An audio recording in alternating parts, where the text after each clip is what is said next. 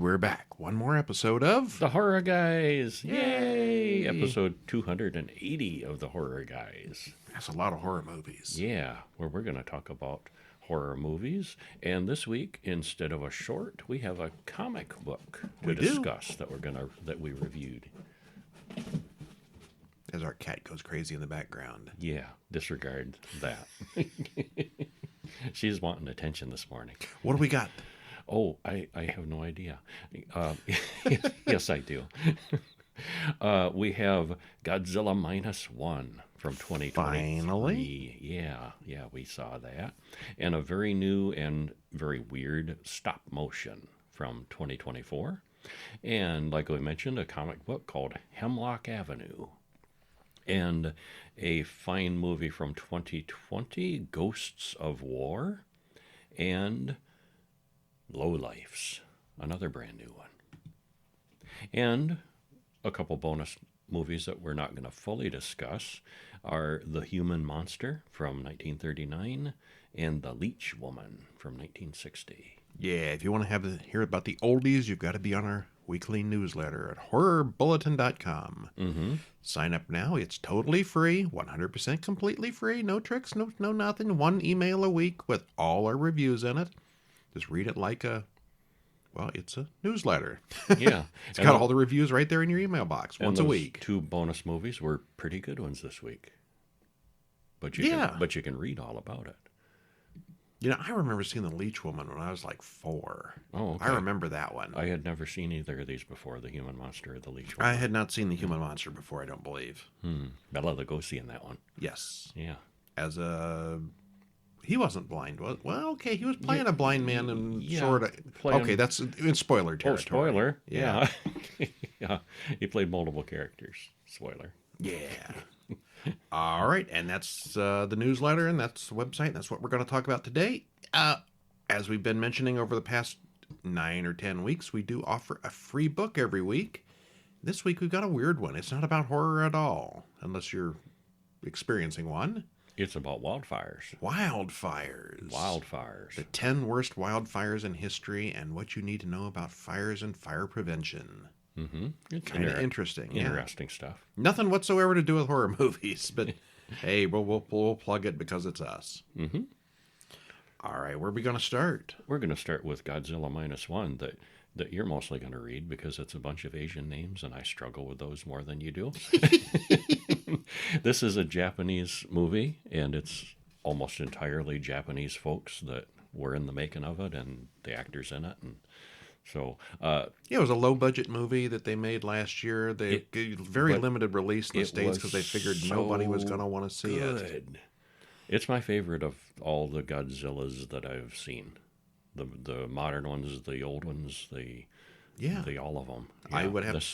I like Shin Godzilla a lot too. If you like Shin Godzilla, this is in the same flavor, more realistic, less silly. But I think this has even better elements to it. Yeah, this than has Shin Godzilla. Got a lot more dramatic stuff to it. Yeah, they kept the retro feel of the old Godzilla movies, but modernized it and made it so much better. I liked it. Yeah. Easily, in my opinion, and yours, the best Godzilla movie. Yeah. And where can you get it? Nowhere, because... Well, nowhere. Because they kind of dropped the ball because they weren't expecting it to be that popular. It's going to come to streaming in the U.S. later in the year, like October. I've heard an October release. And it played briefly at theaters and was much more popular than expected, and it's getting real good word of mouth. They're really dragging their feet on this one. You go to watch it online, and where are you going to do that? Yar. Yeah. That's all I'm saying. We were reading the other day that it's the most pirated movie. It is. Yeah, currently. Yeah. Because if you want to see it, there's no other options. We've seen like 3 movies in the movie theater since COVID. That was one of them. Avatar 2, Dune 2, and Godzilla Minus One. Mm-hmm. All 3 of them were worth it. Yes. Actually, if one of those was least... I would probably say Dune 2 was the least impressive of the 3 visually. Mm-hmm. Oh well, Godzilla Minus One, directed by Takashi Yamazaki, written by Ishiro Honda, Takeo Murata, Takashi Yamazaki, stars Minami Hamabe, Sakura Endo, and Ryosuke Kamiki. 2 hours and 4 minutes. So it's actually kind of long for a Godzilla movie. Totally worth it. Spoiler free, what happens? Spoiler free, there's a big Godzilla Daikaiju. No. Yeah. Well, this movie does a great job of showing the look and feel of post-World War II Japan. And it deals a lot with the rebuilding and the guilt and patriotism of that era from the Japanese point of view. Godzilla is very powerful here and a straight-up monster without sympathy. The effects, direction, and story are all really good, and we give it a big thumbs up. Yeah. A lot of these movies, you don't need to know any history or anything like that. This one, it helps if you know a little bit about the World War II history and the Japanese side of things and how that went for them and why it went that way for them. Mm-hmm. They're very resentful for losing the war. They're not resentful against the United States for winning. They're resentful against their own leadership for putting them in this position. Yeah, there was a lot of resentment and anger, and yeah, the after war, this delves into the realizing like, hey, that emperor really screwed us. PTSD and survivor's guilt and all kinds of dramatic stuff in here. Mm-hmm. And hey, there's a monster too. Yeah, there is. Yeah, they fit it so nicely together. I've heard some people say this is boring. I didn't think so at all. If you understand the history, it is not in the least bit boring. But if you're looking for just, Godzilla versus Kong, it's not like that. It's not like the modern ones where they just scream at your eyes for 2 hours with giant monsters fighting each other. Yeah, I think basically that's it. The main Godzilla series right now, you got Godzilla versus Kong, The New Empire, and that whole King Kong Godzilla series since like 2014. Mm-hmm. It's as much silliness as it is monsters. Mm-hmm. It's a lot like Transformers, only with...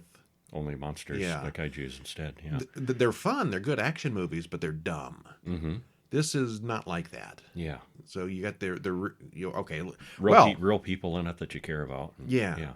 We open on a plane flying toward a small island. The plane lands on a dirt runway, and we see that the plane has a great big bomb affixed to the bottom. But it's not the kind of bomb that gets dropped. It's 1945 at the Odo Island airfield, and the mechanics look over Koichi's plane and say there's nothing wrong with it. Koichi is a kamikaze pilot, and it looks to everyone as if he's landed there out of cowardice. Yeah, he faked having something wrong with my plane. I can't do this mission. Uh-huh. Yeah, uh-huh. I got a headache. Yeah. The head mechanic is on Koichi's side, but Koichi feels like a failure. Koichi sits around and he sulks on the beach, noticing all the dead fish floating around. Uh-oh. That night, the air raid siren starts screaming, something big is coming. The men all hear a roar, and then they see it. A giant lizard thing as big as a dinosaur. It's not huge, but it's big enough to tear down buildings. Oh, yeah. The men say that's what killed all the deep-sea fish. It's a thing called Godzilla. How they know that, I don't know. Just local legends, I guess. Yeah, I think so. The mechanic asks Koichi to get into his plane and shoot the thing, as they have no effective weapons. Yeah, they've got little guns that are just bouncing off the hide, but the plane has a super big... the machine gun things, Yeah, the machine guns, yeah. Koichi runs to his plane, but he freezes in cowardice before shooting. The monster then kills all the mechanics. In the morning, Koichi finds all the corpses lined up. Tachibana, the head mechanic, did survive, and he blames Koichi for not saving them. Well, okay, time passes and the war is now over. We cut to a ship full of soldiers returning home to Japan, and Koichi is one of them. He gets a letter stating that his family has been killed in the bombings. The neighbor lady, Sumiko, asks how Koichi can still be alive, since he was supposed to be a kamikaze pilot. She blames him personally for losing the war. I doubt he did it himself. No. Well, we get lots of shots of Japanese people rebuilding and trying to survive in the wreckage. And this is a very low-budget movie, but this all looks very good. Yeah, it does. Yeah, they did a good job with what they had. Koichi encounters a woman being chased for stealing. She hands over her baby to Koichi and then runs away. What's he going to do with a baby in this hellscape? Well, he waits all day for the mother to return, and she finally does come back. She's Noriko, and the baby, Akiko, isn't really hers. She just sort of found it and adopted it. She follows him home, where he starts taking care of her and the baby. Neighbor Sumiko says she won't help them, but she soon does anyway, giving Noriko tips on baby care, grumbling about it the whole time. Yeah, she's grumbly, but you can tell she's got a heart of gold. Yeah. Yeah. Months pass, and the three are still together. Koichi says he's finally gotten a good-paying job, and it's only just a little dangerous, clearing out old mines from the ocean. Well, she doesn't want him to die, but the money will be food for the baby. He says it's not so bad, really. He'll be on a special boat built to avoid the mines. And you're picturing this high-tech minesweeper thing. No, turns out. Turns out that special boat is just an old wooden fishing boat, and it's really old and rickety. It looks like it could sink at any time. But that's what they need because the mines are magnetic. Yeah, it won't attach to the... And the boat is all wood. So, yeah. Koichi meets his three co-workers. Noda, Doc, is the smart one. He says he developed naval weapons during the war. The boat captain is Akitsu, and the third guy is young Mizushima, the kid, who regrets that he was too young to fight in the war. From what I've heard of the situation over there, he doesn't look too young to have fought in the war. They were getting pretty desperate toward the end and recruiting really young folks. Yeah. Well, he didn't anyway. Akitsu explains how the mines are captured with a cable and then detonated by shooting at them. Yeah, they got a pretty good system. Seems pretty reasonable, really. Yeah, a really good system set up for doing that. At night, Koichi still has nightmares about that big monster thing that he saw. He's got pretty severe PTSD from the war, and he wonders if he's even really alive. Is he just dreaming it? No, we're not going there. It's not that kind of movie. No.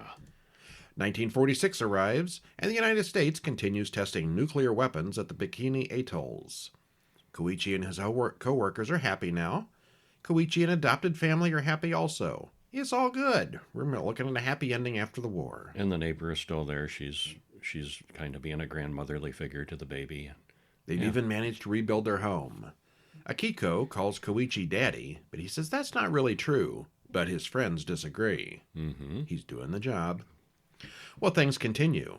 It's 1947 now, and Noriko gets an office job. He doesn't want to get married, and she wants to support herself now. If he's not going to marry her, she's got things to do. Yeah, gonna move on. Sumiko will watch Akiko while they're at work. We get some newsreels talking about some organism that has been attacking warships in the Pacific. Uh-oh. There are no good photos, but we've seen it before. We know what it is. It's predicted to hit Japan within a week. Due to tensions between the USA and Russians, the American fleet cannot be active in the area. Japan is on its own. And I think that may be the hardest part of the movie to believe. Yeah, that wasn't quite right. America had conquered Japan. They were bringing boatloads of people over there. They were They were probably still picking off stragglers at the time. Mm-hmm. Yeah, it took a They while were not to clean afraid to things be up. in the area because of the Russians. Yeah. But you know, it's Japanese got to handle it themselves. Well, and plot point, and it's a fiction movie. Sorta. Not Sorta. Not completely historically accurate. There really wasn't a Godzilla that we know of. That we know. Yeah, they might have covered it up. Koichi and his friends come upon a shipwreck and wonder what could have done this. A whale? A weapon? Koichi tells the others about Godzilla when he sees dead deep-sea fish floating on the surface. Uh-oh. He says it must have grown much bigger since he saw it 2 years ago. Doc says there's an old Japanese warship that's going to be returned to them to help, if they can just hold out long enough. The guys capture a couple of sea mines to maybe use as weapons against Godzilla. They spot more dead fish, and Koichi screams that it's coming. He wants to run, but the captain wants to defend Tokyo. Then the monster comes out of nowhere and crushes their sister ship in one bite. Captain says, nope, and they start running. Yeah. Godzilla swims after them, and they drop a mine. Koichi has no trouble shooting at it this time, but it doesn't slow down the creature at all. It's much bigger. They drop the second mine, and this time they detonate it in his mouth, and a big chunk of Godzilla's head blows off, but we see it quickly grow back. It does slow him down, but doesn't stop him. Yeah, it blows on. Yeah, the whole head just sort of his bubbles back. Jaw's gone, and you see it growing back. That's not good. Out of nowhere, the warship arrives, blasting Godzilla with the big guns. They do some damage, and Godzilla dives down deep. Koichi and his friends watch as the battleship explodes in nuclear fire. Godzilla has blasted it from below. We don't get to see the nuclear fire yet, but it's there. Yeah, it is. It roars and then swims away, leaving the little wooden minesweeper alone. Koichi passes out. Well, he awakens in the hospital. No one from the other two ships have survived. Only his 3 friends remain. He wants to warn Tokyo, but Doc says the government knows all about it, but won't tell the population in order to avoid a stampede. And here's where we get everybody complaining about the government's bad decisions again. Uh-huh. None of them seem happy with it, but they can't do anything about the government's decisions. He tells Noriko that he was a coward during the war, and he still blames himself for the death of all those mechanics. This leads him into the story of encountering Godzilla on the island. Godzilla is spotted just off the coast of Japan, and it has gotten big. Feeding off those nuclear tests, probably. Koichi hears the air raid sirens going off. There's mass panic as the giant lizard stomps through Ginza. Noriko is on a train that is forced to stop, and she sees it just before it picks up her train. And I will comment, for being such a low-budget movie, how impressive the effects were. Yes, looks really good. Yeah. She escapes, but just barely. A news crew on top of the building doesn't fare as well. Yeah, these guys are up on top of a skyscraper looking, eye level to Broadcasting Godzilla. live. Look at this, we're so close. And then it knocks the building down. Yeah, too close. Well, Koichi grabs Noriko and pulls her away from Godzilla's huge feet, but his tail wipes out a bunch of buildings. The tanks are right. You always gotta have little miniature tanks in a Godzilla movie. Oh, of course, yeah. And they start shooting, but that only angers the monster. His tail starts glowing, one segment at a time. This is really cool. Yeah, it is. As he builds up his strength for atomic blast. And in the old ones, you could pretty much tell it was a guy in a rubber suit. Uh-huh. This one is much better looking. Oh, yeah. Yeah. I think there was still some suit shots, but there it's harder was, to tell. But it's a much better effect, yeah. The shock waves wipe out most of the city. It's like a nuclear bomb. Mm-hmm. Mushroom cloud and everything. And Noriko is blown away. Koichi is behind a building, and he survives unscathed. With Noriko dead, Koichi takes it personally once again. It's all his fault. Some time passes, and Koichi has a funeral for Akiko's mother, and everyone pitches in to help him with his daughter, which he still doesn't accept, really. Not officially, yeah. Doc tells Koichi that they're developing a strategy to fight Godzilla. Koichi eagerly joins the effort. It's a civilian thing, but there are many military veterans involved. The U.S. government still can't help because of those Russians, those pesky Russians. Right. It's actually all Doc's plan, and he explains to the group that he wants to use scientific principles to make Godzilla sink to the bottom of the ocean, where the pressure will probably kill it. And I'm going to just throw in a comment, too, that's a trend that was in the older Godzilla movies, too, and the older Daikaiju movies. The World War II Japan, they, again, altered the history in those, too. I remember some of them, where the U.S., here's post-war Japan, and there's, no U.S. involved. Yes. Yeah. It was an unconditional surrender with Japan, and the U.S. was very involved, military lockdown and helping the rebuilding. And Japan had no military whatsoever. Yeah, and here the U.S. is to be seen nowhere. It's entirely just the Japanese doing it on their own. It's their side of the story. It is, yeah. Well, anyway, as a backup plan, in case that doesn't work, they're going to quickly float Godzilla back up to the surface so the reduction in pressure will finish the job. He goes into a lot of detail about what they're going to try. The group still has a lot of resentment about the government and the war, but the old general makes it clear that there's no other choice. Eventually, the group concludes that somebody's got to do it. Yeah. Doc says it's expected to hit Tokyo within 10 days, and he's got an idea how to attract it to their trap. Koichi thinks that if they can get him a plane, he could drive Godzilla into the trap.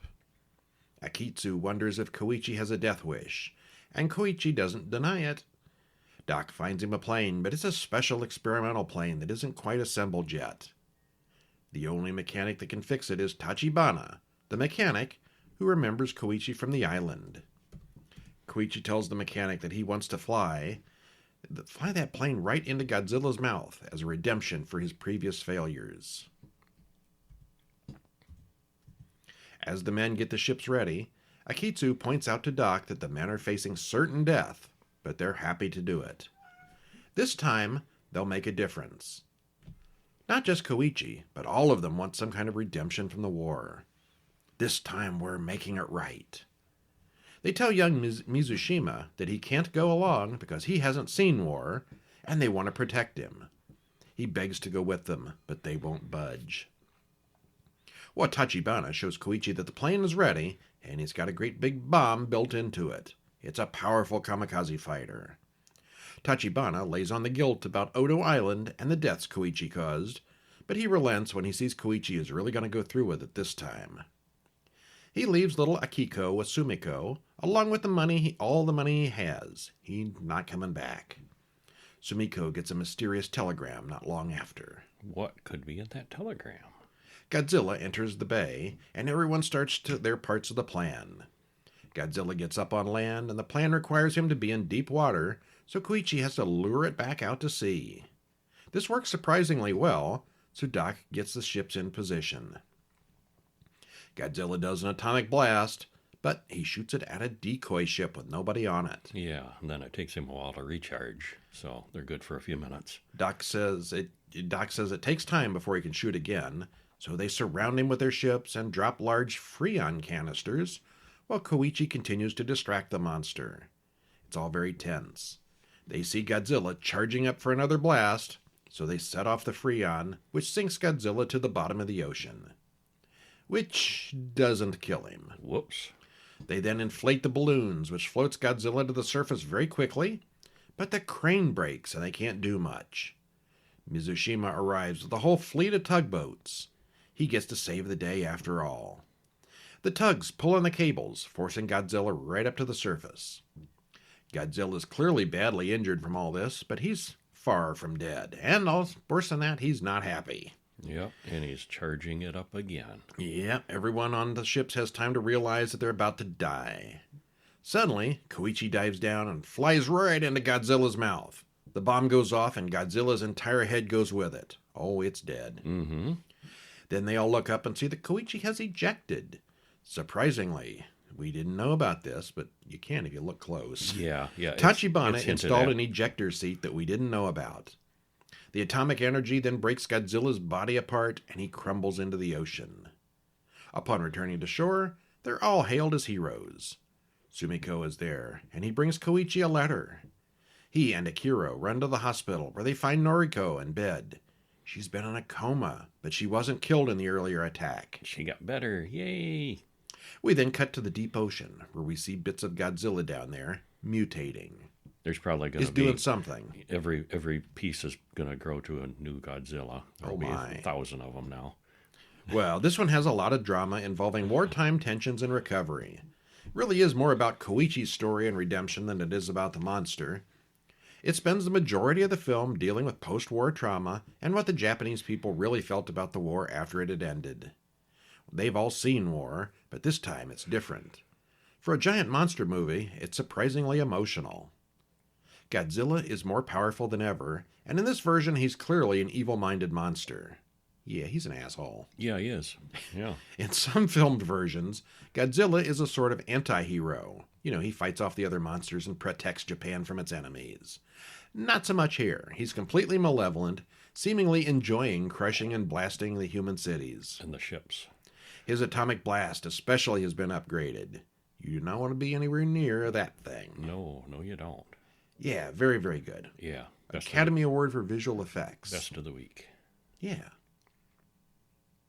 Which brings us to... Best of the week. Let me look through this list here. Oh, yeah, easily. Yeah. Brings us to Stop Motion. Directed by Robert Morgan, written by Robin King and Robert Morgan. Stars Aisling Franciosi, Stella Gonet, Tom York, Therick Wilson Reed. 1 hour, 33 minutes. I think this one's on... Shudder, isn't it? Yeah, Shudder. Yeah. Mm-hmm. The stop motion in this one is very cool. It's not a stop motion movie. It's a live action movie, but it's got stop motion bits in it. She's making stop motion movies. Yeah, it's not a cartoon. So it's a real. movie within a movie, kind of. The stop motion work that is in here is very cool and weird and interesting. The story itself is a little on the slow side and kind of predictable, but everyone in it is good, and the dialogue seems natural. Overall, we rate it as not great, but above middling. The effects are cool. Yeah. I think if it had been just a little bit shorter, we'd have been happy with it. Maybe, yeah. Well, we open on Ella Blake at a flashy dance club. And this is a new one, as so we won't credits spoil roll. it to death. Yeah, we'll just give you a little taste. Well, later, we see Ella working to assemble a model of a little furry cyclops. They're almost cute. They're kind of cartoony. She takes a computer photo of it and moves it just a little bit before the next photo. She's making a stop-motion film. There's an older woman standing behind her giving her directions. And then we see a little bit of her film. It's not working, the old woman says. We need to do it again. The older woman is Stella, Ella's hypercritical mother. Stella's hands are all messed up with arthritis. She can't do the work anymore. So Ella is basically her hands. Afterward, Ella goes to see her boyfriend Tom and her friends, who are also, they're all artists and animators in the business. They go to his place, but Ella needs to get home before the old woman wakes up. Ella explains that she promised to help her mother finish this last film, but she doesn't feel confident in her ability to make one of her own. Well, in the morning, Ella's tired and cranky, and her mother gets demanding. The old woman has a stroke or something and winds up in the hospital. Ella imagines her mother laying on the floor, but she's just made of meat. Ella gets a new apartment for a studio, and she wants to finish her mother's film there. I wondered what this was about. The mother has a studio. Why didn't she just go to the mother's studio? I'm not sure. Yeah, wanted her own place for a fresh start, I think. I mean, it was not clear that the mother was going to die or wind up in a nursing home or anything. She could have got better and went home. Yeah. Yeah, I don't know. Yeah, I don't know. Yeah. Well, she gets all set up, but gets distracted by a little girl who keeps singing in the hallway. Ella explains the whole process to the girl, and we get to see the whole process that way, too. She shows the uncompleted film to the girl with the Cyclopses, and she says it's boring. The girl wants a better story. So she comes up with a whole story about a stalker chasing a girl in the woods. And then after the girl leaves, Ella imagines herself in the woods being pursued. We see that some time has passed, and she's built up a forest set with a creepy little girl doll running from something. Tom, the boyfriend, says she's obsessed over the film and needs a break. Ella visits her mother in the hospital and then throws out the Cyclops set. She's going to move on and do her own. We shouldn't read further. One more. You think so? Yeah. Okay. Polly, Tom's sister, comes over, wants to see Ella's film so far. What are you on? She asks when she sees the weird girl on the screen. The little girl neighbor complains that the wax girl doesn't look real enough and suggests using a real dead meat puppet, a piece of steak formed into a puppet. Well, Ella starts again with a new, even creepier model. This time they add a bad man who is chasing the girl in the film. He's the Ash Man, the man no one wants to meet. And that's a good stopping point there. Yeah, it is. So what's happening with this little cartoon thing she's making, and how does it affect her real life? And what's real and what isn't? And it starts overlapping a little bit. She's got a really vivid imagination, and this little girl is weird and keeps wanting to, be part of the film too. And yeah, it's interesting. I didn't dislike it at all. But it's not quite great. Yeah, I think the moral of the story is all real artists really are crazy. She's a little bit crazy, yeah. And right away, as soon as the little girl started using meat, I kind of suspected that the little girl would turn out to be imaginary. I wondered about that. Is she real, or is this just her imagination talking? And you do wonder. You do wonder. Yeah. And the film is mostly real, but it regularly cuts to the stop-motion film that Ella is currently working on, and they're all very weird, but very well done. I'm surprised how smooth some of that is. Most of the stop-motion I've seen in real life is kind of jerky. This is really well done. Really, yeah. Yeah, I guess you can be more granular about it, I guess. Oh, yeah, you can. Yeah, clearly. After a while, the stop-motion stuff starts breaking into the real world, and that's cool as well. The story, however, moves kind of slowly, and it really is very predictable. Not only that, but it's soon obvious that none of don't spoil that. Yeah. It's predictable. A little bit, yeah. Yeah. I think that's probably its biggest fault. It's worth seeing, though. It is. It's not great. It's no Godzilla Minus One, but it's good. Visuals are really cool, and yeah, overall would recommend. Yeah. And next up, we've got a graphic novel. Graphic novel, not a short this week. We don't read comic books regularly, but when people send them to us, hey, we'll take a look. Yeah, new works. If you got them out there and you want us to take a look, We've written a self-published book or a comic book or a graphic novel or especially the shorts, of course.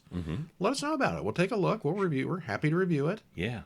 If it's terrible, we won't say anything. If it's good, we'll give it a plug. We won't rip it. We're not critics. We're reviewers, generally. Well, this one, especially for new works and independent works. Yeah. Yeah.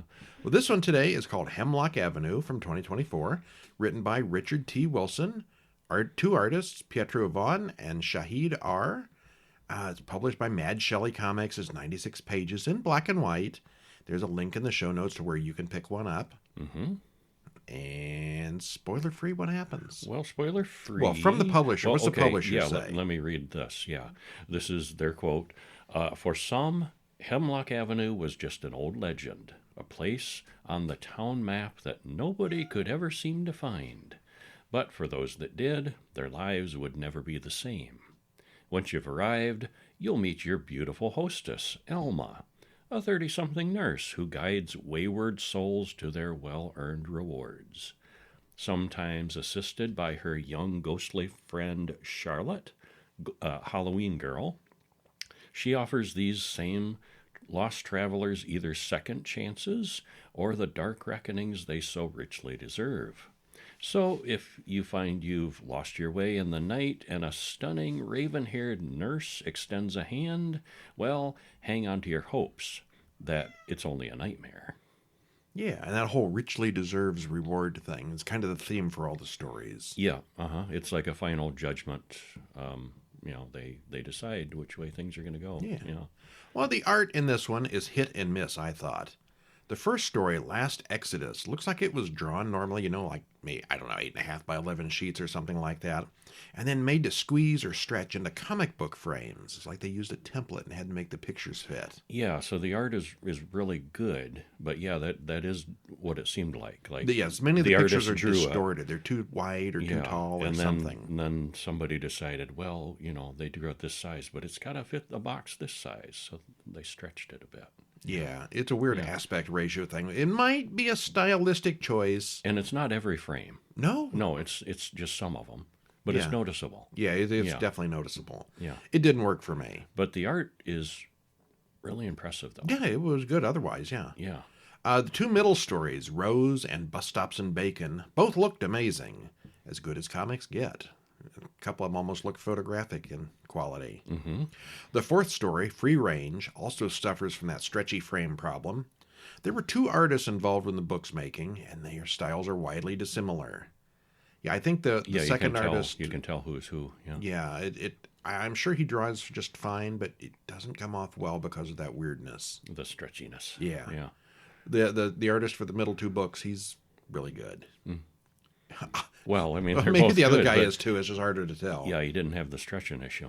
The stories are very consistent, revolving about people getting what they deserve, for better or worse, depending on the characters and how they live their lives. A couple of them have happy endings. A couple of them don't. Not so happy. Yeah.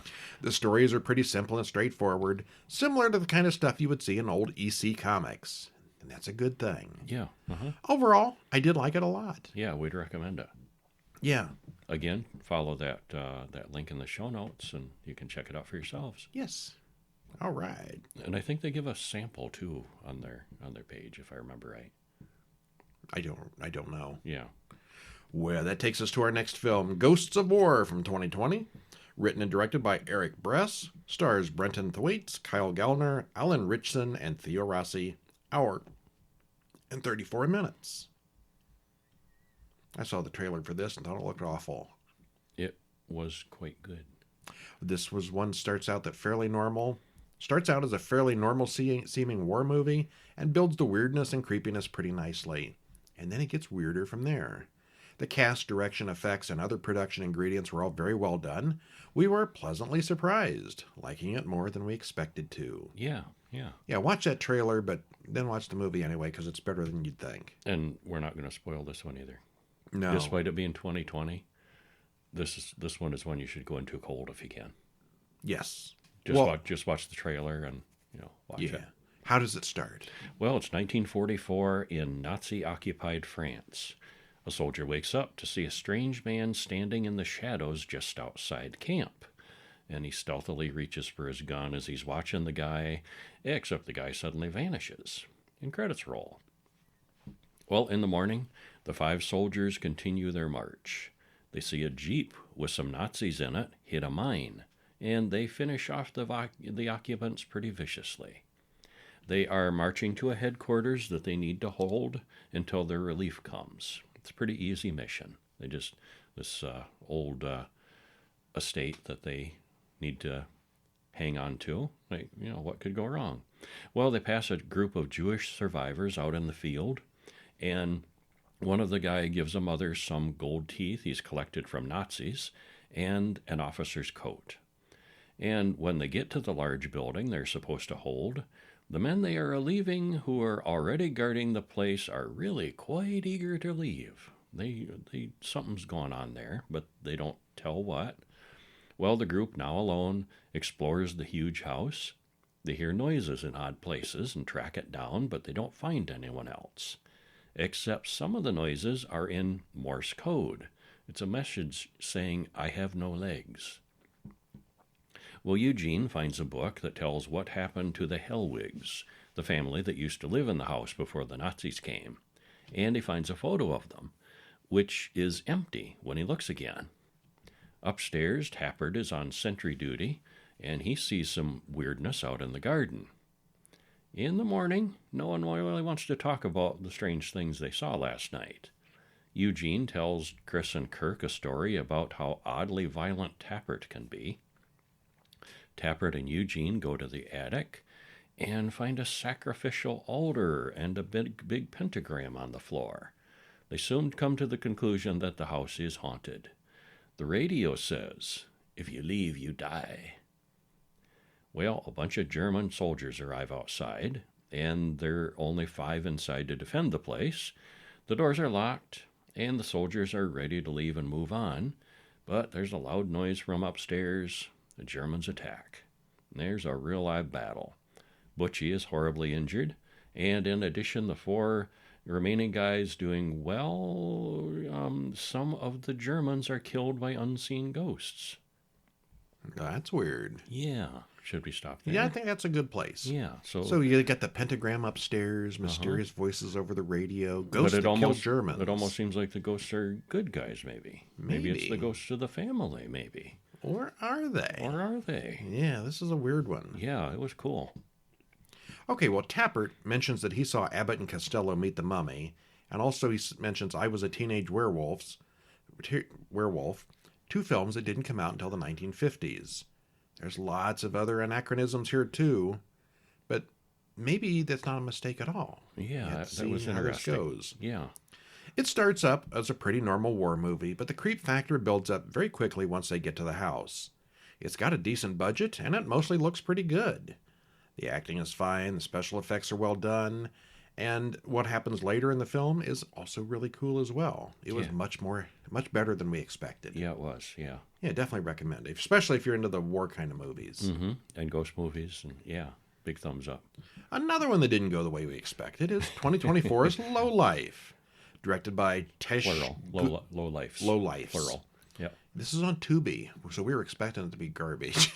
Well, sometimes they are. Straight to Tubi movies generally tend to suffer a little bit. A little bit. Yeah, this was way better than we thought it was going to be. It was really good. Directed by Tesh Gudikanda and Mitch Oliver, written by Al Kaplan, stars Amanda Fix, Matthew McCall, Brenda Llewellyn, and Elise Levesque. Hour and 30 minutes. Trailer in the show notes. Spoiler free.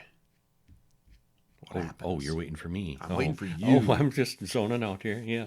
Well, we were expecting something predictable, and it wasn't. It's well made with excellent, realistic effects and a strong cast. We give it a big thumbs up, enjoying it much more than we expected to. Hey, if you watch the trailer, it's this family in an RV, drives down the road. They run across these 2 hillbilly redneck types who act all creepy. And the next thing you see is they go to the house and... You think it's going to be a wrong turn situation or Hills Have Eyes kind of, the rednecks killing Yeah. Yeah, the clean cut American guys. Uh-huh. Yeah. Well, it's more complicated than It that. is. Yeah. A limping man is pursued and murdered in the woods. He's dragged off as credits roll. Keith, Kathleen, and the family park their huge RV and do a cookout. It's the once-a-year family vacation, and Jeffrey and Amy aren't all that into it. A beat-up pickup drives up, and two guys get out. They're looking for Melior. Billy and Vern are creepy, but they soon leave. The family eventually packs up and drives off in their RV. And I think Deliverance was already mentioned at this point. Mm-hmm. Yeah. The two hillbillies flag the RV down a little bit later. Looks like their pickup is broken down. They ask for a ride, but the family is concerned, especially since Vern has a shotgun.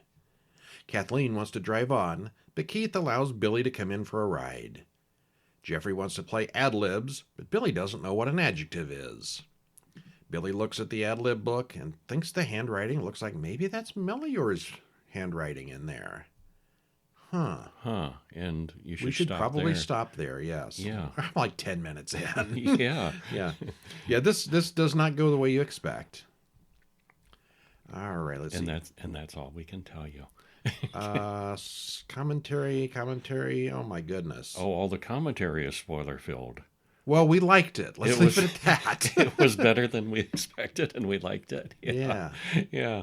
We're not going to spoil it for you. No, wow, there's not much we can say about this one. If you want to read about it in the newsletter or on the website, you can do so. Yeah, And horrorguys.com or Or horrorbulletin.com if has you the wanna- full spoilery synopsis there, but we're not going to kill it for you guys. tune into Tubi and watch it. Even better. Yeah.